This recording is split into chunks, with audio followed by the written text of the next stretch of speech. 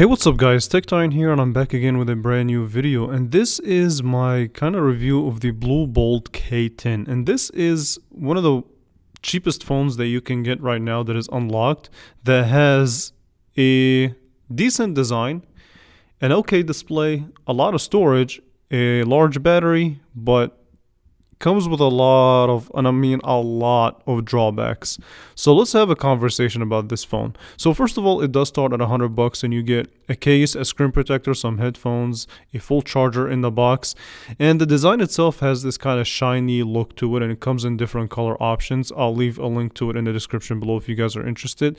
But it does have this shiny glossy plastic to it, and the top has a triple camera setup, which I'm not even kidding you when I say this. This is probably one of the worst cameras that I've ever tested in a smartphone, and you'll see that later on in the video. It really resembles like an iPhone camera. The whole phone, like if you look at the back, it really tries its best to give you like a copycat iPhone, but still adds its own touches.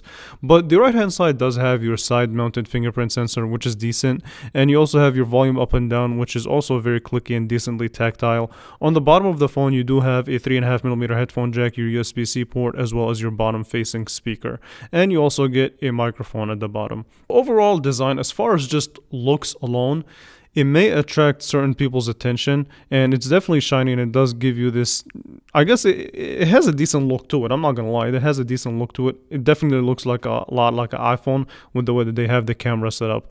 But next in the conversation is this display here. So this is a 6.7-inch 720p panel, and from an average distance you may not be able to tell that it's a 720p display, but once you zoom in you can really pixel peep, and you can definitely tell that it's a 720p panel. So it is an IPS panel, does not have any high refresh rate or anything crazy like that. Again, this phone for the second time is $100, so it's nothing really to complain about there.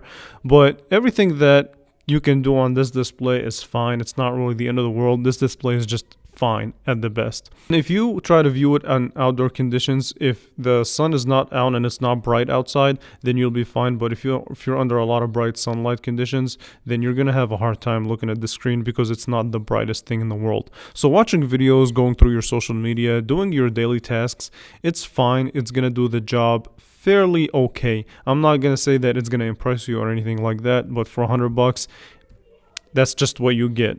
Next in the conversation, I want to speak on this camera, and I'm just going to summarize it. Just like I said in the beginning, this is not a good camera at all. I mean, yeah, it's a 50 megapixel main sensor. The other two cameras are useless, but even the main camera is freaking useless. So I'm going to tell you why in a little bit. So the camera app itself is fine. It does take an extra second to take a picture, so it's very slow at that. And the picture quality, oh my gosh. I mean, here, take a look at this. And this was in good lighting conditions. I'm just going to let the picture speak for itself. You know what I mean? I'm not even going to say nothing. That's just the picture quality. That's my conclusion. Take that information and do with it as you wish. That's my conclusion for the camera. Okay, so next in the conversation is the performance. And again, a very underwhelming performing device. So this phone has a 1.6 gigahertz octa-core processor, and it does use a MediaTek chip, and it's just as basic of a performing phone as it can get. So it does have 4 gigabytes of actual RAM, and you can bump it up to 12 gigabytes of RAM because it does use the storage as like an extra boost to kind of boost the RAM itself, but it only kicks in when you actually need it. And I mean, having a lot of RAM is cool and all, but with a low budget processor like this, it doesn't really make that big of a difference. So opening up apps, it does take an extra second, even like your phone app, your messaging app. But I can wait the extra second. It was not the end of the world. Gaming on this phone, nope. It's actually really slow. It did not get like warm or anything like crazy like that, but it's just, it is what it is. I mean, it's a okay performing phone. And when I did my synthetic benchmark using Geekbench, here's what I got. I got a single core of 379 and a multi-core of 1384. Now the multi-core I can live with, but that single core score is wildly low. So if you actually compare it to something like the Galaxy S20 FE from way back when, then this phone, or the S20 FE, triples the score of the single core of the BLU Bold K10. It's insane. So the performance, Again, another category where it's underwhelming, but I do have to report that the battery life on this phone is actually decent.